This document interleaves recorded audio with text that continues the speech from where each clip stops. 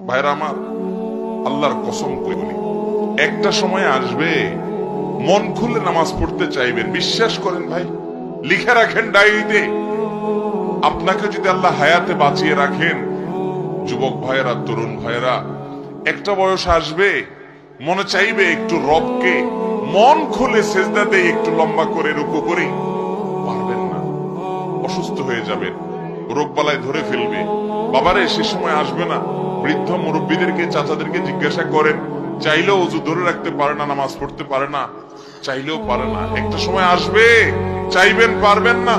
নামাজটাকে সুন্দর করেন, সময় মতো পড়েন, অনেক রাকাত নামাজ পড়বেন, নফল নামাজ পড়বেন। এটার চেয়ে উত্তম হলো ফরজটা পড়লেন, মূল সুন্নত গুলাই পড়লেন, কিন্তু ধীরস্থিরতার সাথে পড়লেন।